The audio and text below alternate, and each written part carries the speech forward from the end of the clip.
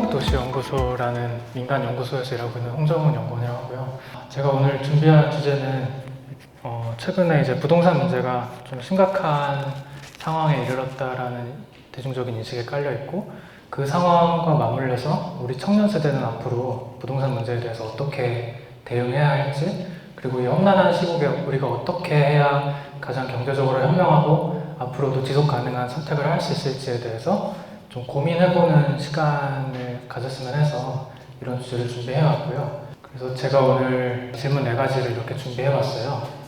첫 번째는 우리가 빚을 내서 집을 살 수 있을까?에 대한 질문. 그리고 두 번째, 자꾸 언론이나 정치 세력이 모두 다 1가구 1주택이라는 말을 쓰는데, 이 1가구 1주택을 전제로 한 체제가 과연 옳은 것일까? 그리고 그게 우리 청년 세대한테 도움이 되는 얘기일까? 라는 것과, 그리고 세 번째, 빚내서 전세 사는 거는 괜찮을까? 그리고 네 번째, 왜 월세 가구를 위한 지원은 없는 걸까? 총 4가지 큰 질문을 준비해왔고, 강연이 끝날 때쯤에는 이 큰 질문에 대한 각자의 뭔가 답을 혹은 답을 찾아가는 과정에 조금이라도 도움이 되셨으면 하는 바람입니다. 그래서 이제 첫 번째 가장 큰 질문 중에 하나인데, 우리도 이제 빚을 내서 집을 살 수 있을까에 대한 질문이에요. 정부 정책을 정말 간략하게 소개드리면, 이제 다주택자를 세게 규제하는 거예요. 그래서 부동산의 구입 단계, 보유 단계, 그리고 판매 단계, 크게 3단계로 나눌 수 있는데, 이 3단계 모두에서 다주택자한테 굉장히 많은 불이익을 주는 거죠. 불이익이라고 하면은 주로 이제 세금을 강화하는 것이고, 세금보다 더 강력한 게 대출 규제예요. 그래서 다주택자들이 빚을 내서 더 집을 살 수 없도록 했고, 대신에 우리 같은 청년 세대, 신혼부부 세대들한테는 대출의 기회를 조금 더 열어줘서 집을 살 수 있는 기회를 마련해 준 거죠. 결과로 인해서 이제 다주택자들한테 규제가 강화되면 다주택자들이 가지고 있는 집을 팔 가능성이 굉장히 높아지잖아요. 그럼 이제 그 다음 질문이 이렇게 되는 거죠. 다주택자들이 내놓는 집은 과연 누가 살까? 다주택자와 다주택 가구의 비교가 필요하다는 말을 제가 항상 하는데, 다주택자는 개인의 개념이고 다주택 가구는 가구의 개념이거든요. 그러니까 1주택자인데 1주택자들이 여러 명으로 구성된 가구가 있을 수 있잖아요. 이제 그런 경우를 다주택 가구라고 부를 수 있는데, 타겟으로 한 거는 다주택 가구가 아니라 다주택자예요.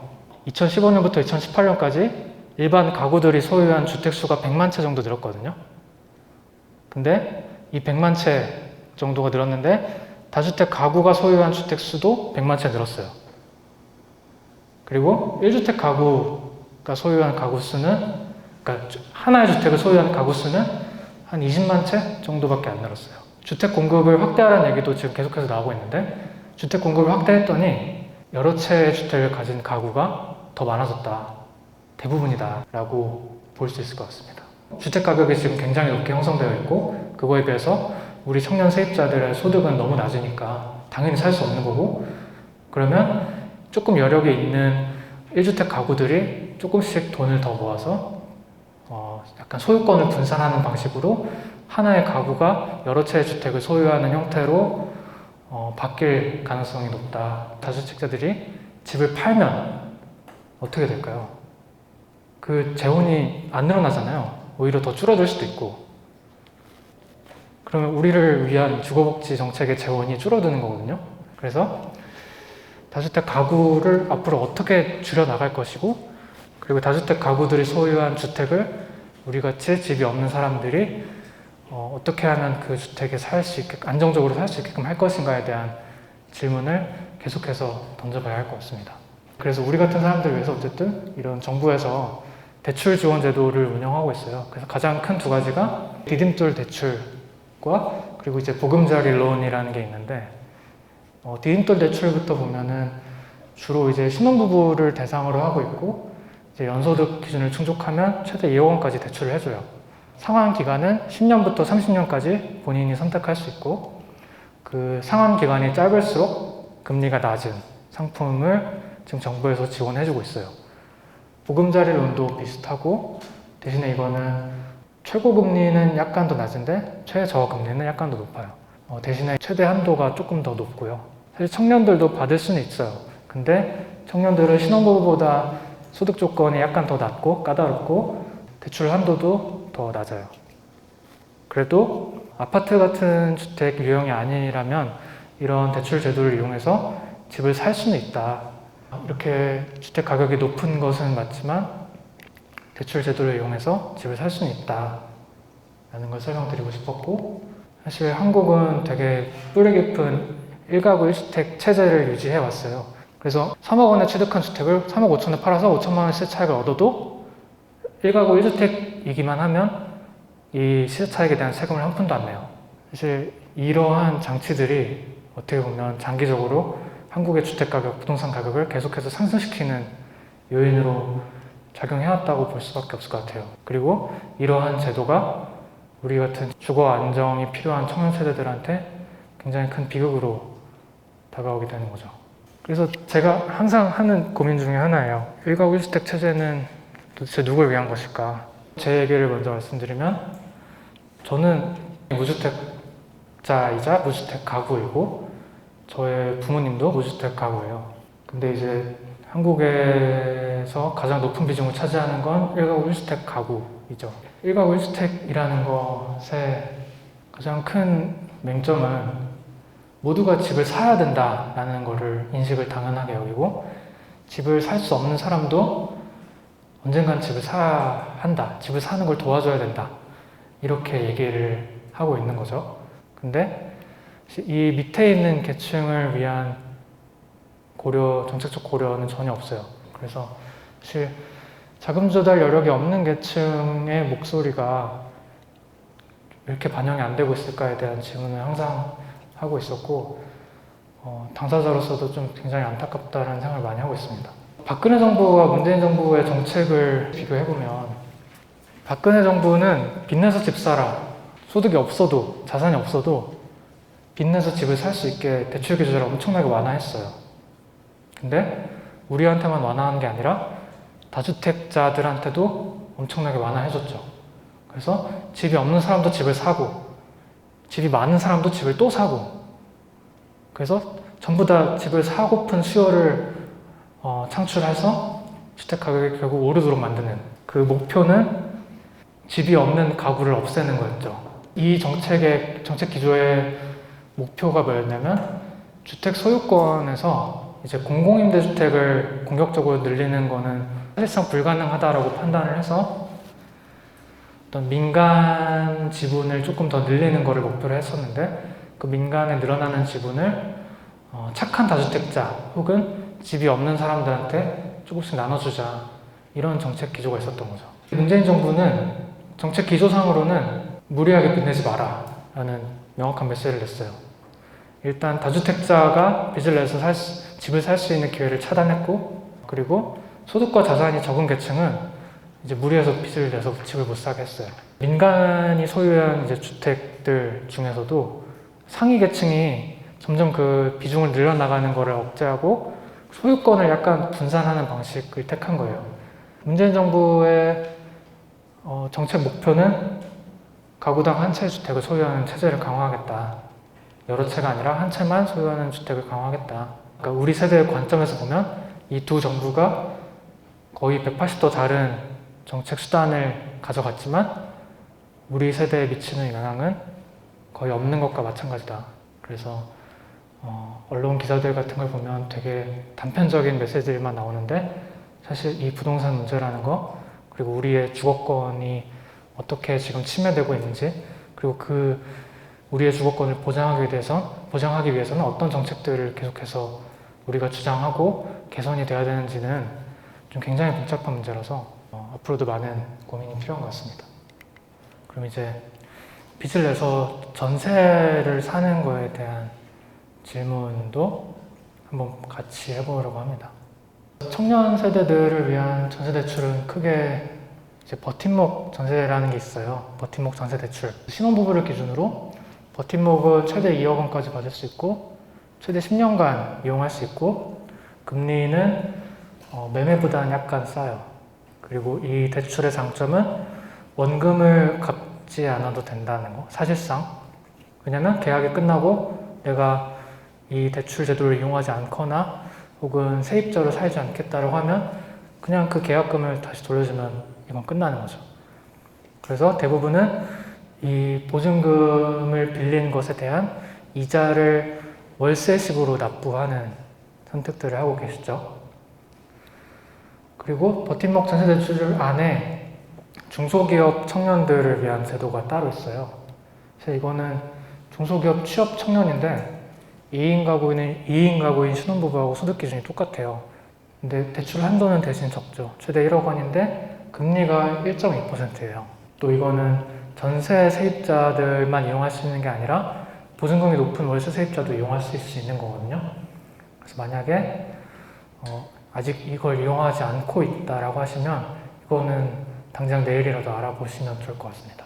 그리고 또 전세 임대주택이라는 제도가 있어요. 소득 기준은 뭐 거의 비슷한데 이게 한도가 약간 더 높고요. 신혼부부를 기준으로. 금리가 신혼부부는 더 낮아요. 그리고 청년도 마찬가지로 청년 전세 임대주택이라는 게 있는데 대신에 이거는 버팀목보다는 약간 소득 기준이 좀 까다롭고 대신에 한도는 약간 더 높아요. 1억 2천만 원. 그리고 얘는 1에서 2%대 금리인데 얘에 비하면 높은 거죠. 그래서 만약에 이 제도를 알아보신다 라고 하시면 먼저 전세대출을 알아보시는 게 좋으실 것 같고 특히 중소기업에 다니신다면 중소기업 버팀목을 이용하시는 게 아마 현명할 것 같습니다. 이런 제도가 있다고 하더라도 여전히 전세 가격이 너무 높다 보니까 우리한테는 그게 큰 장벽으로 다가오잖아요. 재계약을 그 주기에 걸려보신 분들은 다 아시겠지만 어쨌든 그런 임대인들이 마음대로 이 전세금을 올릴 수 있는 그런 제도 때문에 전세 가격이 조금 많이 올랐고 그로 인해서 우리는 이제 빚을 내지 않으면 전세도 살 수 없는, 전세도 계약할 수 없는 비극을 또 마주하고 있는 거죠. 대출 제도를 이용할 수 없는 신용 상태인 분들은 이걸 이용할 수 없으니까 그런 부분에서 약간 제약이 걸리는데 전세 임대주택 같은 경우는 그런 분들이 또 이용하실 수가 있어요.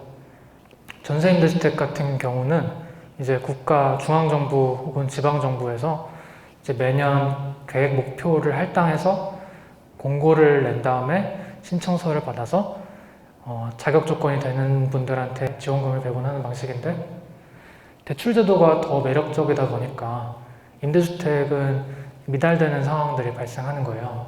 근데 이제 이런 제도를 이용한다 하더라도 여전히 드는 불안감이 이거죠. 몇 푼 안 되지만 나름 평생 저축해서 목돈을 모은 건데 이거를 생판 알지도 못하는 사람한테 그냥 맡겨놓는 거잖아요.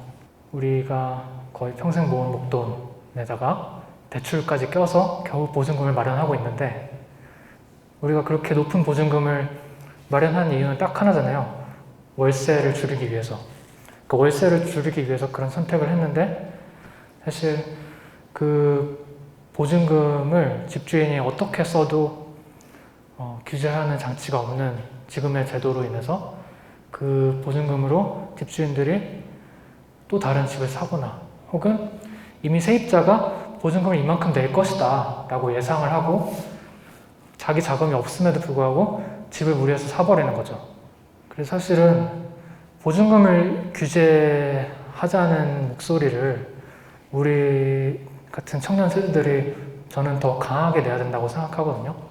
저는 실제로 이 보증금을 규제하면 주택 가격의 상승이 억제될 거고 만약에 월세에 연동해서 보증금을 낮추는 규제가 도입된다면 그건 어떤 측면에서는 주택 가격의 거의 폭락을 불러올 수 있을 만한 정도의 강력한 힘을 갖고 있다고 생각하거든요.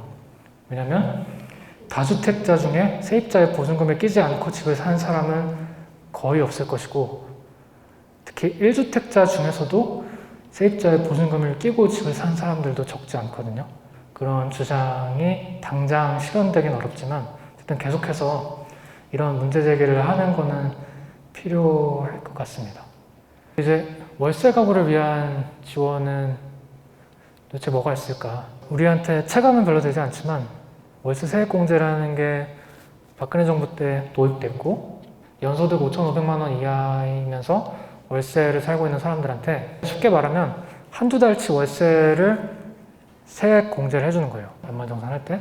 그때 이제 월세 세액공제를 받으면 그 세금의 아마 대부분을 돌려받으실 수 있으실 거예요.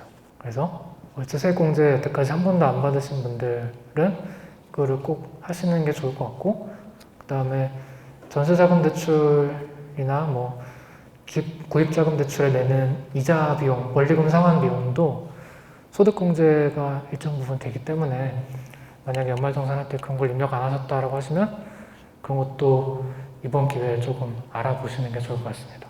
그리고 서울시에서 또 자체적으로 운영하는 보증금 대출 제도가 있어요. 자기 자금이 전혀 없는데 이제 보증금을 조금 높이면 그래도 그나마 품질이 좀 괜찮은 집으로 옮길 수 있잖아요. 이제 그런 상황에 놓이신 분들은 이런 제도를 또 이용하시는 게 좋을 것 같아서 설명을 드리고 싶었고, 전세자금 대출이나 전세임대주택도 월세 가구도 이용할 수 있어요. 보증금이 부담될 때 이런 제도를 이용할 수 있다는 거를 알아주시면 좋을 것 같고, 그럼 이제 또 이런 질문이 생기는 거죠. 월세는 뭔가 지원이 있긴 한데 왜 내 월세를 깎아주는 제도는 없을까? 이것도 뭐 홍보가 많이 안 되는 것 같긴 한데 서울시에서 자체적으로 청년 월세를 지원하는 제도가 생겼어요. 이제 올해 하반기부터 이 제도가 시행될 예정인데 월급 한 200만 원 정도인 청년 1인 가구이면서 보증금 1억 원 이하인 월세주택에 사는 분들은 이제 월 20만 원씩 10개월 동안 지원을 받으실 수 있는 거죠. 그래서 월 20만 원의 현금을 우리가 쓸 수 있다, 더 쓸 수 있다라고 하면 또 굉장히 많은 상상력이 생길 수 있잖아요. 이 제도의 두 가지 한계는 생애 최초 한 번만 지원이 된다는 거랑, 그리고 이 요건을 충족하는 사람들 모두를 대상으로 하지 않는다는 거. 이 두 개가 좀 큰 제약이기도 하죠. 그래서 올해 같은 경우는 신청한 사람들 중에 몇 명만을 선발해서 지원하고 있는데 앞으로 이 제도가 조금 더 확장돼서 서울에 거주하시는 분들 같은 경우는 이런 월세 지원을 받게 되면 좋을 것 같아요. 근데 특히 이 제도의 출발 자체가 어쨌든 청년 당사자들이 직접 서울시한테 요구해서 도입한 거라 우리가 조금 더 목소리를 내면 이 요건을 충족하는 모두가 이 지원을 받을 수 있고, 그리고 이 요건을 조금씩 완화해서 이제 자기 자금이 없는 청년들이 주거비 부담을 덜 수 있는 제도로 좀 활용할 수도 있지 않을까, 네, 그렇게 기대하고 있습니다. 마지막으로 드리고 싶었던 말씀은 임대차 3법이라는 게 단순히 우리의 거주 기간이 2년에서 4년으로 늘어났다 라고 하는 거에 그치지 않았으면 좋겠거든요. 이 기간이 4년으로 늘어났다는 거는 소선거구제의 투표 시기랑 정확히 맞물리는 거잖아요.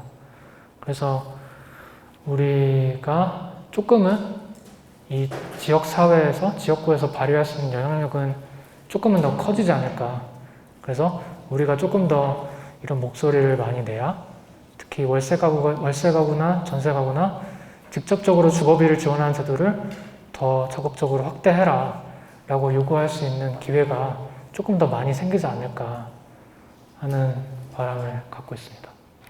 나의 경제적 이해관계, 그리고 나와 내 친구, 내 가족, 그리고 나와 또 다른 사람들의 경제적 이해관계를 같이 고려해서 청년 세대라는 한국 사회를 살아가는 청년 세대들의 입장에서 우리의 공통적인 이해관계에서 가장 먼저 풀어나가야 될 것이 뭘까, 이런 고민들을 같이 해보고 싶어서 조금 길었지만 이런 내용들을 준비해 왔습니다.